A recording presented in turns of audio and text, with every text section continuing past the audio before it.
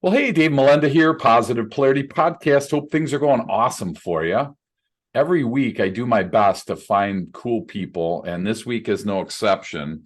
Now, the question that I'm going to ask is usually like so far out in somebody's future, but I really want to unpack this today with my guests, and I want you to do your best to think of it like the here and now rather than somewhere in the future.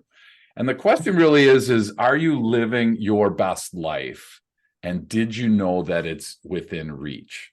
Now I looked at that and I thought, yeah, it's coming. Someday it'll be there. Those were my kind of first thoughts. And I'm like, I don't think that's what this guy's talking about. So I'm like, I got to get this guy on the show. So I'm honored to be hanging out with Chuck Hogan. How are you today, sir? Hey, I am blessed, brother. Great to see you, Dave.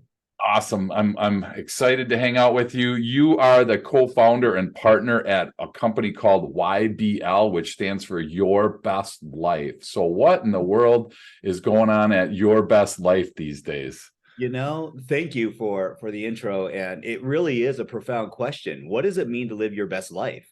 Right. And we found that in this turmoil and socioeconomic structure that we're living in, and between the perception of wokeism or I'll say on the other side, if you're permanently asleep or in standby mode and living a catatonic lifestyle, Yep. that there's all these nuances that make our lives beautiful and brilliant. And here's the great part about it, Dave. None of it's right or wrong. It's just Right. what is applicable to you. And so not everyone's a fan to sushi. Okay, me, Yep. shark raving fan, but I'm half Japanese, so that kind of fits in the ethnic mix. Um, so the other side is Irish. Okay, does that mean I love potatoes? Well, ironically, yes. There you go. So why do I go there? Your best life was really founded on a premise, and that is your life isn't predicated on just one facet or silo of who you are. In Sure. fact, it's predicated on the fact that you're a culmination of all these different parts of you. And this is where it gets really sketchy really fast. I spent 22 years as a senior volunteer trainer with Tony Robbins. And so I spent many decades Sure. helping support people in their goals and outcomes. Here's what I started to find.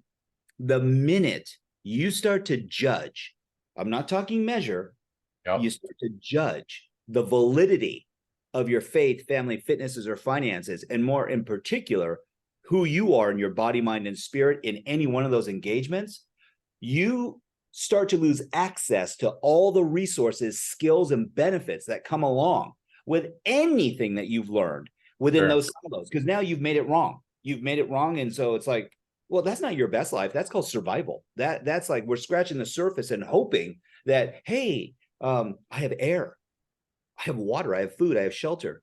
And Right. this is probably the biggest precedent of all. We as human beings were built for connection. We're built for it. That's what allows you and I to have Yep. this forum. And Yep. I love your moniker, positive, polarity. It's like when we are living in this your best life state and ideology, Mhm. you exude an energy. Sure. We can call it spirituality, we can call it karmic, Yep. connection. And yes, what it does is it helps elevate. And we actually have an attraction strategy where we get to meet other people. I don't even know how they came into my sphere of influence. I didn't even know, but they have gravity, and I felt compelled and pulled towards them. Fair. So your best life is really about lifestyle and eliminating excuses and negating judgment. Well, there's already a problem because we love excuses here, Chuck. Come on, right? I'm going to start tomorrow. I'm going to blame the government. I'm going to blame the weather. I'm going to blame the competitor, the customer, whatever, right? It's super easy to really do that. But I think there's a couple things that you said I really enjoy, and I want to kind of unpack this because I feel like I get to decide what my best life is, right? I mean, as opposed to, this guy that maybe you're listening today and you've never heard of Chuck Hogan, and you're like, well, who's he going to tell me what my best life is? And the reality is he's basically going to expose you to that opportunity. We get to fill those blanks in. Is that correct, Chuck? It's absolutely. And what's great, Dave, is that thank you for the clarification and the segue into this, because this is so profound. we're meaning makers. In our life, it's never about the event, it's the meaning that we attach to it. So there's this emotion, there's this energy in motion that's attached to every single experience that we ever go through. How we perceive that, is it positive, negative, or is it a lesson learned, or was it another failure exposed? Yeah. And so part of it is that no one has the right to tell you what success is, what your best life is, what thriving is. It's a feeling, it's an emotion. And in fact, I would contest that 99.9% of the time, every action we take is to feel a certain way. Even when we're functioning in what I will call unconscious incompetence. And someone said, well, like, what do you mean by that? Well, there's several states. When you get to be consciously competent, that means that you're doing something that you plan to do, you've trained to do, you've cultivated skill. It doesn't mean you'll be fulfilled. Sure. It just means that you cultivated skill and now you able to create value. Unconscious competence is where you're doing it automatically. You're living in flow, grace, space. You may be highly derived from your spiritual beliefs. I have a feeling that when we start to talk about religion by comparison to spirituality, there's this concept, and that is religion in many instances was set up where there's this huge contrast. So most religions are set up to avoid hell. Right. Whatever that may look like to their denomination. Yep. People who have found spirituality have already lived through hell. And what they do is they use the morality, the ethics, the moral compass, the doctrine in their religion to help elevate and co-elevate their spirituality. So now they get to expand, because as we're learning and growing, we all go through this process. We fake it till we make it. When you're learning how to walk, you fake it. You're like, oh, okay. Yeah. You know, I see mom and dad doing this and everyone else having fun and playing. I'm going to get mobile. Sure. So we fake it. And what do? We fall down. And then you get to this next level of competency, which is we face it till we make it. You're not going, I can get 4 or 5 steps, but this head's heavy and I have forward momentum. And it's like, face plant. Yep. Then you get to the next level, which is we faith it as we're making it. And it's like, I have faith. I know I've got the basics down. I've got this rudimentary operating system and I'm learning. That's why I'm going to education and school and socializing. And it's like, okay. And this brings us to this beautiful, beautiful state of being, which is the last one, which is we believe as we achieve. Because it's those belief systems that we cultivate. And I go, that's based on spirituality, your life experiences, the company you keep, and your religion. Yeah. Because religion is a structure. It's a structure that we get to hang everything off of. You know, It's like, there's rules, dogma, there's expectations, outcomes, value systems. I go, beautiful.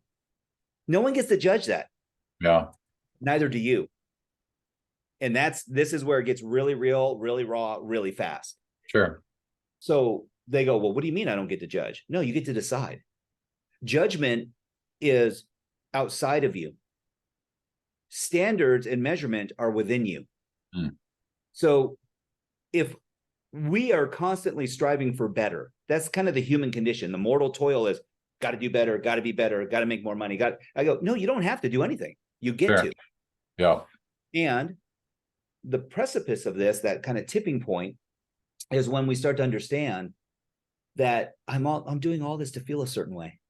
Loving, prosperous, connected, contributory, philanthropic, a value creator. If it's courageous, humorous, intellectual, I go, okay, great. So that's your purpose and your why. Pick a direction. Yeah. And you feel this way anytime I walk the dog, see a sunset, see a sunrise, have an amazing intellectual conversation with my buddy Dave. You know, it's like these things. And then you get to cultivate the next level, which is an identity. Sure. And then we get to remember who we are, what we stand for, what we're all about.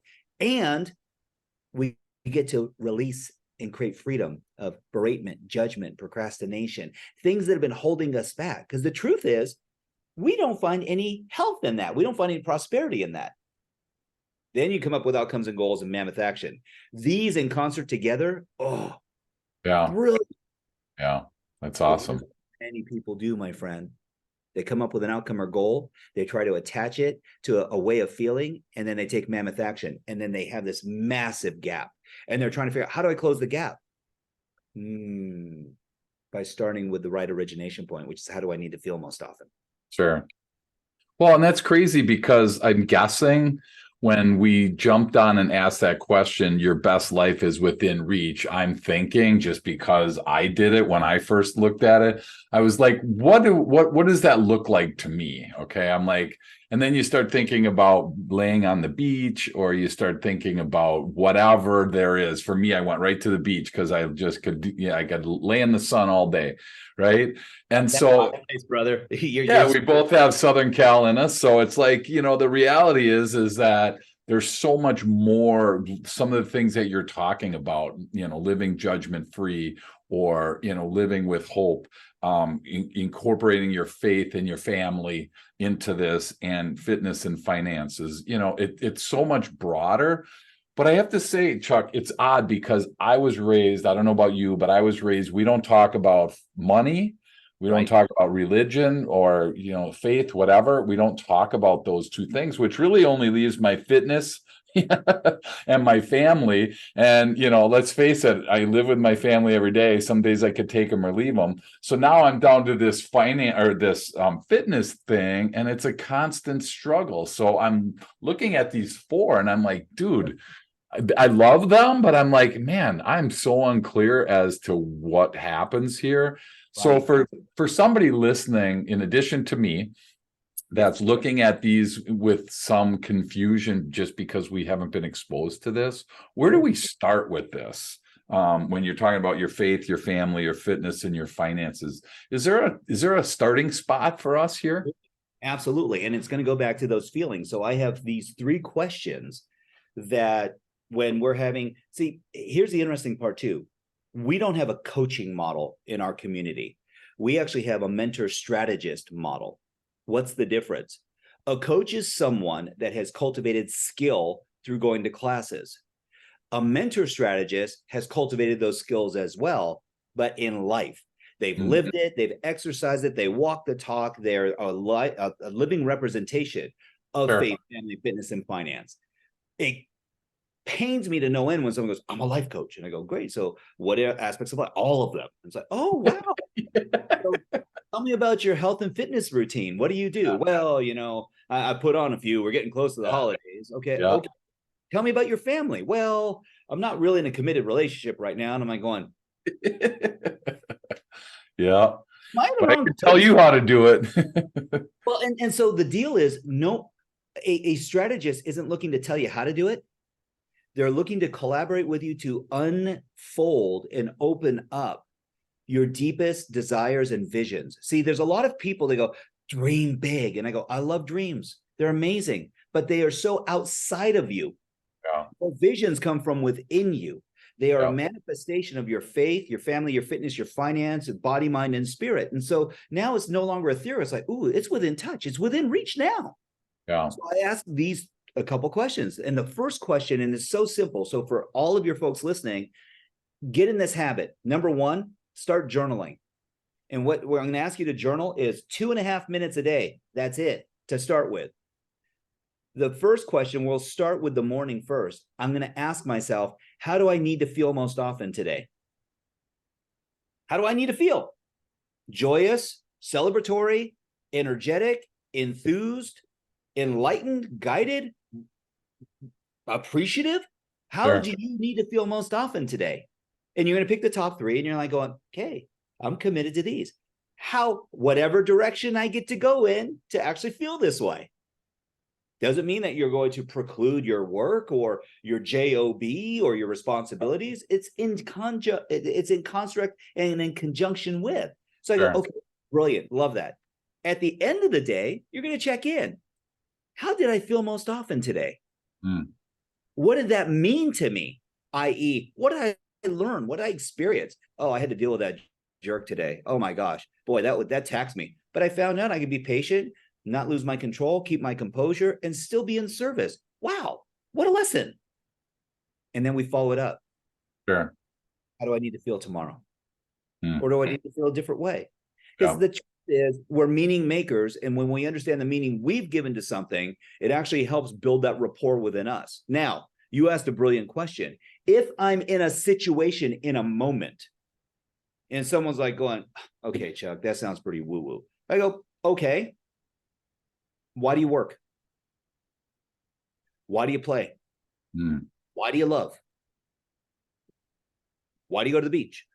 Why do you have a podcast? And I go, there's all these values and emotions and synergies that come together. And part of it is the identity of who you are, that you're moving in the direction of what you love and need to do in order to feel the way you need to feel. And it's like, is it really that simple? Yes. In business and in life, what kills execution is complexity. And the human condition is that we will create justifications. In fact, we'll use softeners and dumb things down and go, well, it really wasn't that bad. Yeah. You go, no, that was terrible. That was horrific. Yeah. On your worst day, you wouldn't want to experience that. And they go, yeah, I guess if I'm being 100% truthful, I go, no, keep lying to yourself. Tell me how that's working. Sure.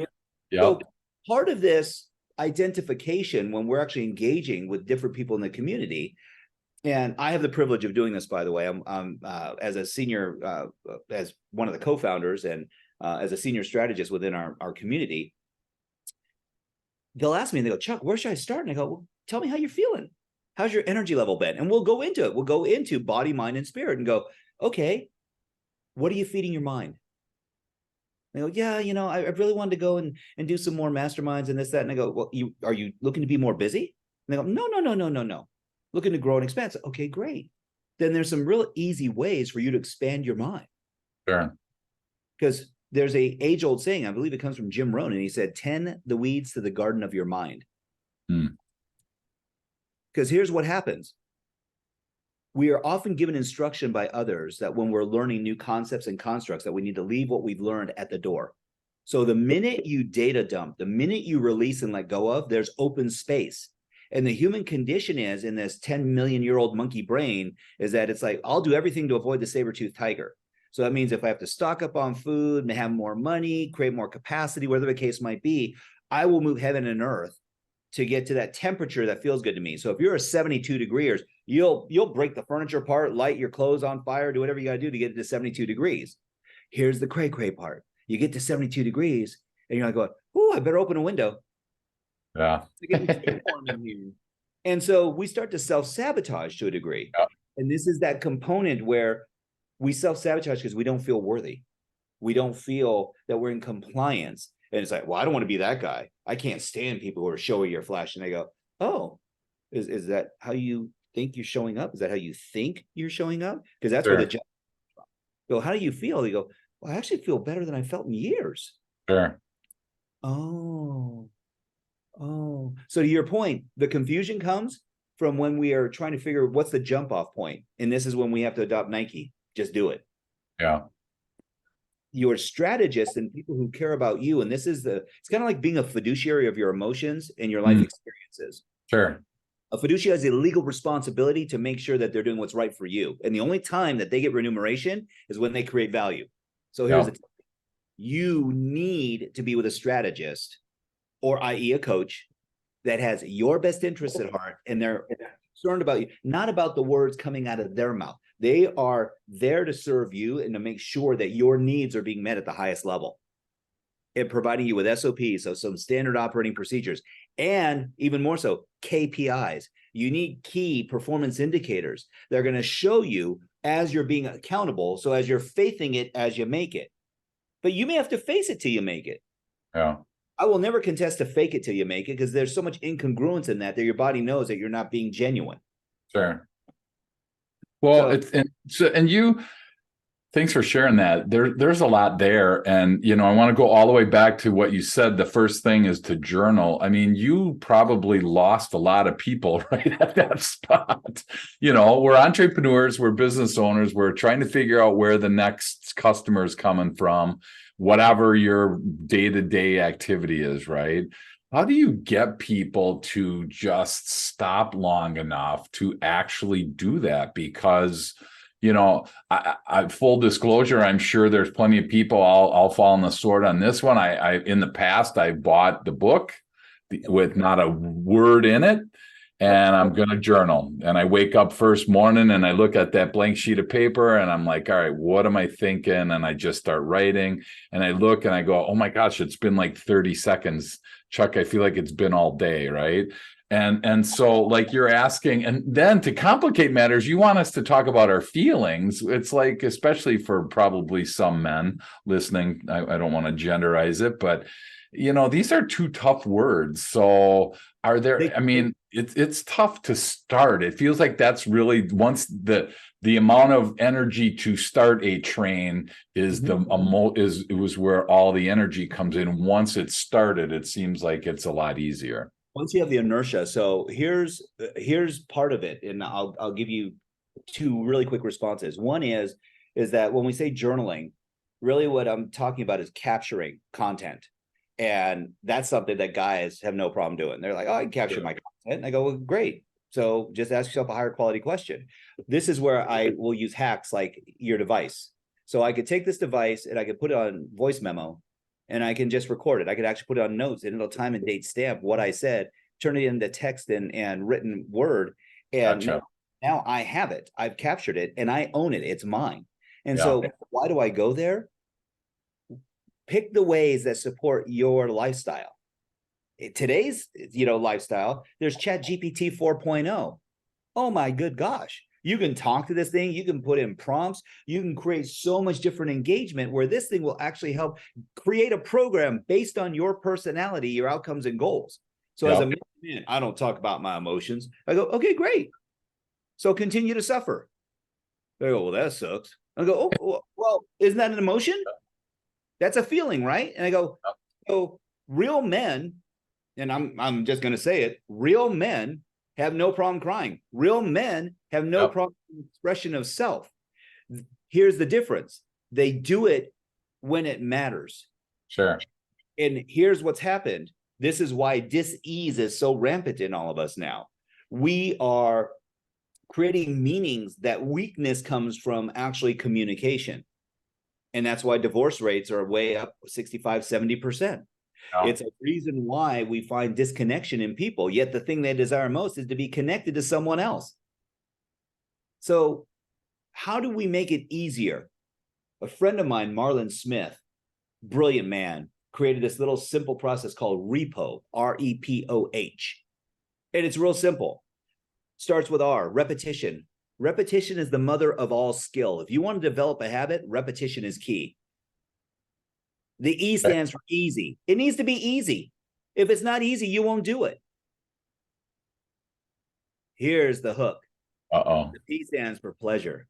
It needs to be pleasurable where you actually enjoy the process. You actually enjoy the engagement. You actually look back. Because here's the challenge. I know so many people that go to all these seminars and they live a life of self-help. They get the book, got it signed by the author, didn't read it, put it on the shelf. I'm like, wow, you're like Karnak the Great. You can just hold it up and go, yeah, got it all. No, it's like a weight. If you don't lift it and utilize it in some way, shape, or form, it's just a weight. It's a great doorstop. It's not giving you any benefit. And then people will go to a seminar and write 4 volumes of information. Go, man, I learned a lot today. And I'm like, oh, great. What did you retain? I go, well, did you write down your notes? Yeah. But have you read your notes? No. In fact, it's 2 years later. Dave, where's your notebook? Next to the book. And I'm like, okay. So part of this is that doing things because we think it will help us by comparison to actually doing ordinary things consistently that produce extraordinary results. So if I'm doing the repetition, I make it easy and it's pleasurable. There's the last 2 parts. How often we need to do this? Often. That's the key factor. We need to do this all the time. Sure. Okay. Otherwise, you can do anything for 30 days. You can do it for a lifetime. True story. Yep. And then it becomes a habit. Here's the challenge, though, with habits. There's good ones, there's bad ones, some that are just different. And there's a lot of people who get addicted because they don't tend the weeds to the garden of their mind. So they go, you know what? I'm in learn mode. And I go, okay, so if I were to look at your time blocking and to see the efficiencies of how you're actually utilizing and investing your time, I see you have a lot of red time in here. That didn't convert to green time, which means it was active and productive. So what were you doing here? And they go, oh, I use that for my like TikTok, Instagram, Twitter, Facebook. I was like, oh. So is that why you Sure. watch videos all the time? And they're like, what? I kind of like cats. And like, hey, I'm not judging. You're 6'6", 245 pounds, defensive end for San Diego Chargers, for the Anaheim Chargers now, or LA Chargers now. And I go, cool. And you like kitties. Awesome. How's that moving you towards your fitness goals, your outcomes, your faith, family, fitness, and finance? They go, but Chuck, they're fine. I said, so here's the cool part. Time block that time that you're going to spend engaged in that type of entertainment and color code it for personal time, self-development time. There's nothing that's wrong or right. What becomes overwhelming is that we overestimate the amount of time it takes to do tasks. We'll go, oh, I put it in an hour for that phone call. The phone call took you 5 freaking minutes. You have 55 minutes of net time. What are you going to do with it? Absolutely. I'm not judging. I'm just asking. Yeah. I don't seem to have enough hours in a day. I'm like, no, you've got the same 24 I have. Right. You're just utilizing them differently. Yeah. Hey, we're going to take a quick break. I want to kind of unpack that time blocking piece when we come back. Perfect. Awesome. So time blocking, I mean, obviously that's something that everybody, we only get, like you said, 24 hours every single day. And, there's time management, there's all these different terms that are out there. So for the people listening, Chuck, is there anything simple that we can do right away to kind of help us not gain time, but maybe use it better? I don't know what your words are, so I don't want to say it the wrong way, but time blocking sure seems like an applicable topic for a bunch of people listening. It really is a powerful tool. It came to me because my father spent 30 years in the military, and he was an early adopter of the Franklin Covey day timer, day planner. Sure. Okay. He splurged for the full leather get up, and I was always so impressed to see how organized he was. And one of the things my dad did in an early age when he was using this system is he would start to color code things. Okay. I was like, where did he get that from? Well, it was a military thing. And what he would find is there's a difference between a schedule and then how do you have a quick glance look? So there's categories. And so if it was chow time, had a color. If it was sleep time, barrack time, had a color. If it was training time, had a color. I was like, wow, that's really cool. So I started looking at this and adapted it and said, self-care time. I use the color purple for me. So anytime I'm sleeping, eating, exercising, hygiene, self-care, that's purple time. Okay. What I started noticing for a lot of folks who were waning or dealing with dis-ease, so stress, hypertension, diabetes, cancer, just ailments in general, aches, pains all the time. And it's like going, not enough self-care. And the psychology behind it was, I don't want to be selfish. I don't want to make myself first. I go, okay, great. Put the oxygen mask on everyone else. I said, how many people did you get to? And they go, maybe 1 or 2. I said, yes, before I passed out. So now you're a liability to everyone else. We have a responsibility to exercise self-care and to be self-loving and self-supportive. Health is the #1 form of wealth. You can have $1 billion. I've known people who spent the first half of their life chasing money and spent all of it in the last half of their life trying to get health and happiness back. So it doesn't have to be a mutually exclusive proposition, Dave. We can actually live both. So why don't we go there? If you do not schedule it, you will not do it. Yep. I agree. And people go, well, then how about, being spontaneous and having miscellaneous time? I go, time block it. Yep. I go, put spontaneity time in, put miscellaneous time into your schedule. But you don't do it in hour-term blocks. You do it in quarter-hour blocks. You do it in 15-minute increments. This way, you are able to optimize your time. You go, but Chuck, like our engagement today is 40, 45 minutes, however long it is. I go, awesome. Yep. So I'm going to block out 3 time segments. It's pretty, for me, I would say, okay, this time block started off as red. All my time blocks in business start off red. My privilege is to convert them into a shade of green. If it's light green, I made an engagement, email, conversation, text message where I just connected with the person for a moment. Sure. Medium green is where we actually had a meaningful conversation, and now we have an arrangement or agreement, and we might be in negotiation. Dark green means we penned the deal, we're in it, we're living, we're prosperous. So what's cool about this is that you can actually go back and account for your time. White time for me is spiritual time. Yellow time for me is my happiness, sunshine time. That's with family. Orange time is my workout and physical fitness time. So that's body. Okay. Intellectual time is blue time. I'm feeding my mind. Now they go, why is this important? I said, because body, mind, and spirit. So I have white time, blue time, and yellow time here, or orange time and yellow time and blue time. And here's what's brilliant about this. Now I can go back and I can say 90 minutes a day, a 30, 30, 30, 30 minutes to move my body, 30 minutes to feed my mind, 30 minutes to feed my spirit. 90 minutes out of 24 hours is uniquely yours every single day. Wow. And you need to cherish this time and space. Without it, you lose your identity. Without it, you get stuck in doings, not being. And we have a family motto. You can be doing your best, but never being your best. Wow. When you're being your best, you will always do your best. And that means whoever's showing up in that moment with the skills, talents, and resources you have at that moment, I'm not going to judge it. I can't go, oh, yesterday I was so much better. Tomorrow I might be even better. I go, yes, but yesterday is history and tomorrow's a mystery. So be grateful for this moment, which is called the gift, because it's the present. It's now. And that's where all love and connection, time seems to disappear, and we get to create fulfillment in our lives. So there's a science to success and there's an art to fulfillment. And we have a lot of people who are living in the science.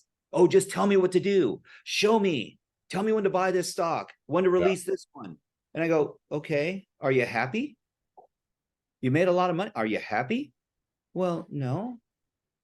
Oh, because you're not filling up. Sure.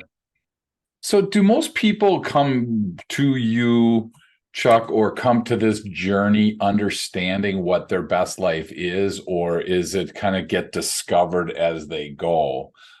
Which one do you tend to see more? Well, we all start in different places, Dave. I mean, we're all on these different channels and roads, and some of it has to do with our chronological age, some of it has to do with our financial capacity.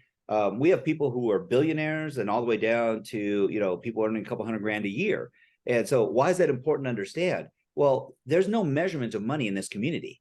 Sure. That's not the currency. The currency is you. It's like, so are you a open person? And this is where life can get a little strange, because what most people find, and this is the sorting mechanism, is that we're looking for like-minded people. Hey, I love Dave's podcast. Oh, did you hear that too? I heard it. Man, I saw it. Dave was on fire today. It's like, yeah, he was. And it's like, okay, then what was it about? It wasn't that he was just on fire. His information, his question asking, and this integration, the platform that you created. It's like, this is so inviting. As a guest on here, I'm like, I love it. I love this engagement. So when I go there, it's not always that way. It's not. And so how could that be? Yeah. It's just a podcast. I go, no, it's not. It's an opportunity to connect, emote, share. And when you share, you actually show that you're caring. But I'm reminded from what FDR was quoted for. People don't care what you have to say until they know how much you care. Yeah. So to your point, when we're going into this relationship, I believe that what creates true communities over masterminds, and that's why masterminds have so much attrition. I wasn't really using it. It's kind of like the book on the shelf. Yeah. I really engaged. No one was really reaching out to me. So, there's better things to do with my time. And I'm like, wow, where else is this showing up in your life? They go, oh, you're one of those guys. You're going to hold me accountable. And I'm like, yes. Mm-hmm. That's what you signed up for. Sure. Yep. And then they're like, oh, but I don't want this to be hard. And I said, here's what's beautiful. When you understand what your needs are, compared to what you want. See, wants come from comparing against other people, and we have this desire. Kids get conditioned this with just watching commercials. Mommy, daddy, I saw this new toy. I want it. I want it. And then they'll even change the language. I need it. You don't understand. I need the G.I. Joe with the Kung Fu grip. I need the latest game station. I need the latest, Xbox, GameCube, Nintendo. Oh, wait, what? You need all of them? Yes. Yeah. Why? Because my friend has this, and he has this, and he has this, and my other friends have this, and I want to have all of them. Like, okay. When you understand what you need, so I'll give you an example. You need transportation. You want a Ferrari. Right. I go, if you're a family of 6, you don't want a Ferrari because you're not all fitting in it. Unless you have a very, very explicit child holding roof rack, you're not fitting 6 people in your car. Sure. So you need transportation. Yep. I see people and they go, you know what? I've got a Bentley. I'm like, well, then why are you riding one of those little electric scooters in downtown Austin? Because where I'm going, it's going to take me 15 minutes to get my car to the parking garage. By the time they get it down, I have to pay the valet who actually works for me in the building. And I go, okay, well, time out. You're going to pick up Jimmy John's. It's a block away. And he goes, and it's hot. I'm going to ride one of these scooters. And I go, that's transportation. Sure. So there's a difference between what we need and what we want. When you meet your needs at the highest level, your wants change. And this develops a sense of self-security, and it does this one thing. And this is what time blocking helps manifest, by the way. It gives you a platform where now you have possibilities. So if the rule of business and life is progress equals happiness, what feeds progress is possibilities, opportunities. And I go, oh, I would be foolhardy not to schedule in these possibilities. Sure. Give myself the opportunity to be able to expand and grow beyond my current station. And yet do it without judgment. So I'm not looking for better. I'm looking for different. Sure. See, that doesn't presuppose that what I'm doing sucks right now. What color are possibilities on your schedule? So anything that's red is a possibility. I'm looking to turn it into a shade of green. Gotcha. So what I'll do is I'll build in miscellaneous time though. And I'll put in, you know what? I've got this just turquoise blue that's in there. And I'm like going, this is what I'll call an audible time. It's like I get to call an audible. Sure. I feel like taking a walk. Well, here's the cool part. If that's self-care, and I go, well, it was kind of workout, but it was also like mine because I was listening to an ebook or Joe Dispenza's meditation or Master Co and pranic healing. I go, well, this is what I call a 3-fer then because I'm moving my body. So I'll tag it orange. I was spiritual. I was blue and white. And I go, holy smokes, in that 30 minutes, I got a whole lot. Ooh, I just gained back an hour of net time because if I already moved my body, mind, and spirit in 30 minutes, I've got 60 minutes to do whatever the frick I want to do. Yep. Schedule it. Yep. That's awesome. Well, one of the things as we start to land the plane today, Chuck, one of the things you said was relationships are like the ultimate currency. Yes. So like you had mentioned that piece. Now, how does that translate into business? I'm just curious how you tie those two together. Sure. So I crack up when people go, hey, we're a B2B platform. We're a B2C platform. So business to business, business consumer. And I go, what are all those platforms made up of? And they go, people. I said, yes. So every institution that you will ever be involved with in a business is P2P. Yeah. People to people. Irrespective. Oh, no, but I'm an AI. And I said, yes. And who are you servicing? People. Okay, I get it. So why do I go there? I know people and they go, I'm terrible with other people. I said, that's not true. You're terrible with you. And when you don't feel valued and you don't feel that you actually deserve to be part of this conversation, then you will go ahead and diminish, belittle yourself, and find a way to artificially conflate your engagement. So that way now you don't have to have anything invested. You can be an investor who has systems that are running in place. But now you have a ton of money and you have no fulfillment. You're lonely. You don't have a fruitful relationship. They go, yeah, but I'm not everyone's cup of tea. No one is. There's no one that you go, they're perfect. Oh my gosh, they're the most unique human being on the planet. I know there's certain people who think they are, And I would say this, I have a friend, beautiful friend, Joseph McClendon III. He has this saying, this cat's like turning 70 years old and he looks younger than you and I. It's the craziest thing. He is Benjamin Button. He is the African-American Benjamin Button, and one of the most charismatic people I know. But Joseph has this saying, he goes, I have a belief. Everybody loves me. And if they don't love me, it's because they haven't met me and they don't know me yet. And I go, you know what? You are insane. He goes, oh yeah. There you go. It's a real belief. Sure. And I go, where did this come from? And it comes to exactly your point, because he knows that we're built for relationships. And I haven't met a person yet, Dave, that was truly happy. I mean, that was truly happy. Mm-hmm. I love just being in solitary confinement. Sure. In their own mind, in their own heart, in their own relationship. And so when we get to find that space and that grace where we can actually feel like we can expand and grow, where we can actually be part of a narrative that's so much larger than just us, that's when community is built. And one of the number one needs, and it's one of the primary regulators in all of our existence, is that first level is relationship to self. Second level of relationship is tribe. It's community. It's like, ooh, that beige level. It's like, why? Because now there's influence, there's connection, there's opinions. There's also growth, fostering, security, nurturing. And it's like, yes. Because do you want to be the only guy hunting? Do you want to be the only guy tilling the field? Do you want to be the only one building the building, or, plugging the dam, or putting out the fire? Or it's like, no. So there's connection and camaraderie that comes. And from a business perspective, though, Chuck, because, there's still that residual, I still see it on occasion, of the boss versus the employees, right? And there's like this war, and I'm desperately trying to break those barriers down to be able to, say, hey, we're all in this together. If anybody's at war, it's you against the competitor, whatever. You pick something outside of your four walls to be at war with, right?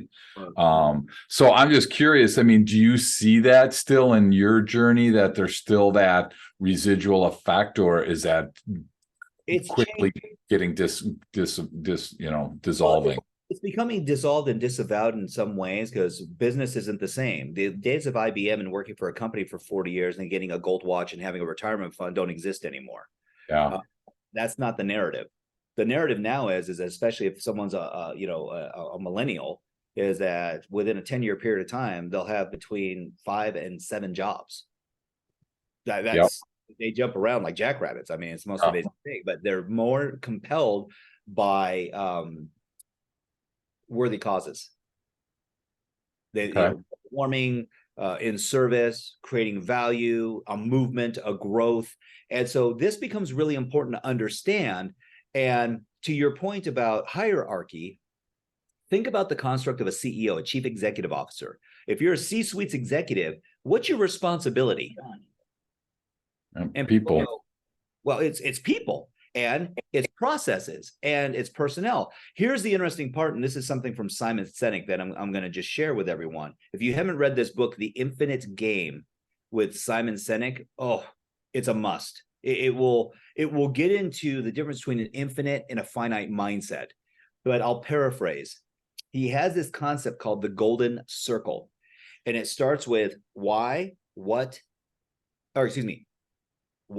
how, and what. And this is brilliant. He goes, if I go to some stores, they can tell me what they do. 100% of the people can tell me what they do, because that's what trading is, that skill for this dollar. Yep. 50% can tell you how it gets done. Only 10% can tell you why. Right. They don't know the company anagram. They don't know what's behind this, the premise. He said the companies that are the most successful, goes, show me one. Apple. Irrespective if you love them, hate them, you're an Android user, fine. We can use Samsung, LG, whatever. Here's the difference. They can tell you, everyone can tell you why they do it, because it's the company culture. They can show you how they get it done. They know the processes, and then they can show you what they do. So the brilliance of this is that I don't have to question the integrity, because if I've bought off on the value proposition, then I'm great with that. Now, people go, well, what does that have to do with executives and C-suites? I said, well, first of all, being in leadership is not popular. It's desired because of the remuneration that comes with it. But being a leader in today's climate is uber challenging. Right. The part is, people go, oh yeah, but we can look at the unions. United Auto Workers, the top 3 manufacturers, they took $20 million bonuses this year. I go, okay, did they deserve it? They go, well, it was on our backs. I said, well, that's a different conversation. That's what you're going after, this collective bargaining agreement now. So what's the difference? And I said, the perception, and this is key, the perception of the value that's created for the position held. So if I'm a riveter on the production line, I have an important responsibility to the unibody construction of your vehicle. I'm putting in these micro welds, kind of like micro, if we want to call it RF welding, riveting this vehicle, the unibody together. That's uber important for your safety and health and well-being. Right. What made that possible? Well, that the electricity in the building, that the equipment that's paid for, the robotics, the raw materials, that the process, the insurance, the bonding, the licensing, all these things. And that falls on the CEO, CFO, COO, and down management. Sure. So why do I go there? This goes back to the very beginning of our conversation. What's lacking in the human condition today is clear and open communication without judgment. There's so much confusion over the perception. Oh, they get this, this, and this. They go, well, is that really even true? Because again, we're meaning makers. So we will justify by attaching a meaning. We'll duct tape. We'll use Gorilla Tape, okay? To go ahead and you're like, okay. Oh, these guys. Oh, these evil people. And you're like, we both work for the same company? Yes. I don't understand. There's them and us. And I'm like, exactly. Oh, okay. What if it was just we? Yeah. What if we were going, these people are worth it because they take the time? It's kind of like being the president. I am not seeing one person going to that office that didn't age exponentially within a 4-year term. After 8 years, you're like going, wow, get the walker, the hyperbaric chamber, the IV drip, because they need some help.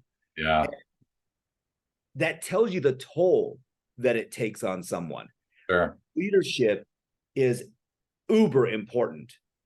And the one thing is that you will never have a lack of when you're a leader is criticism. Yeah. Because as my Irish grandfather would say, lad, opinions are like posteriors. Everyone's got one.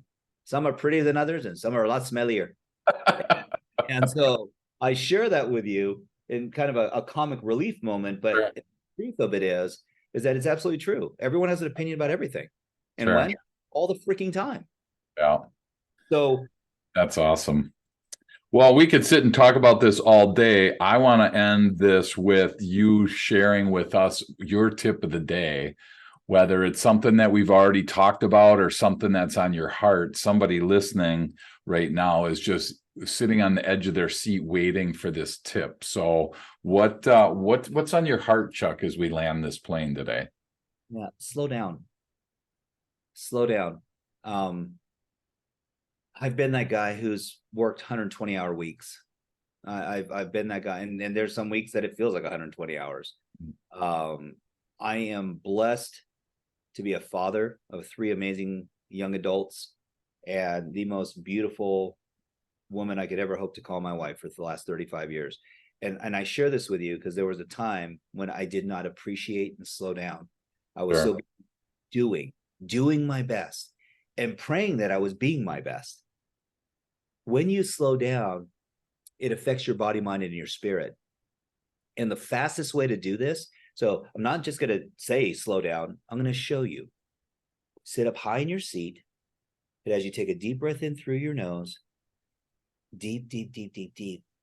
And as you close your eyes, just hold it, hold it, hold it, and hold. And just feel into the holding of it. Bring your concentration attention to the hold.